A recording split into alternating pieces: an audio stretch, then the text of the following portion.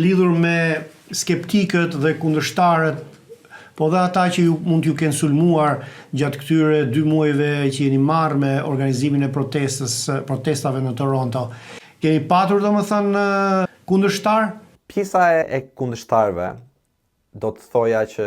ka pasur një zhvillim përgjatë një cikli kohor. Në fillimet e protestës në Toronto, ose në fillimet e aktivizimit tim politik në qytetin e Torontos për Shqipërinë, ka pasur një mbështetje shumë të madhe.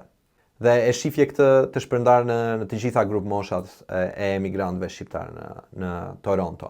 Por me kalimin e kohës, marketingu i propagandës së qeverisë aktuale në Shqipëri, të Partisë Socialiste,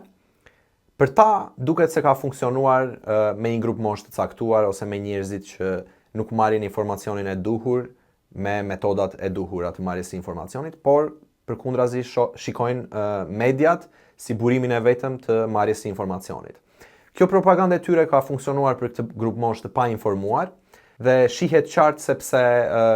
akuzat të cilat në fillim hidhte Partia Socialiste, si për shembull të qenit e protestuesve iranian ose grek ose gjëra të tilla të mbështetur nga Irani ose nga Greqia, po. Unë që jam prezent në proteste dhe i shoh për një kohë të shumë të gjatë të ditës time në çdo rrjet social, e di që janë të çmenduri për t'i thënë nga goja dhe akoma më të çmenduri për t'i besuar duke i thënë dikush tjetër. Kjo formë propagande ka funksionuar për një grup njerëzish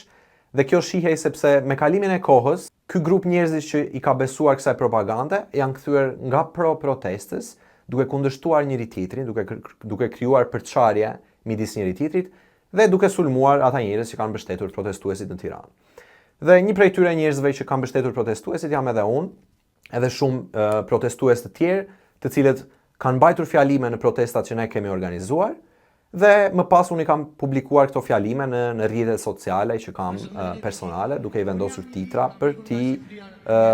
inspiruar në një farë mënyrë shqiptarët e Shqipërisë me fjalimet e emigrantëve të Shqipërisë të Torontos. Tani këto postime me fytyrat tona personale, duke mbajtur fjalime, janë sulmuar me të shara, me ofendime, me shpifje nga këta njerëz që kanë rënë pre e propagandës së Partisë Socialiste. Po këto janë me të vërtetë të çmendurisë, mund t'ja u thuash të rinjve, sidomos kur je në një moshë të caktuar t'ju bësh akuzat të tilla sepse është banale.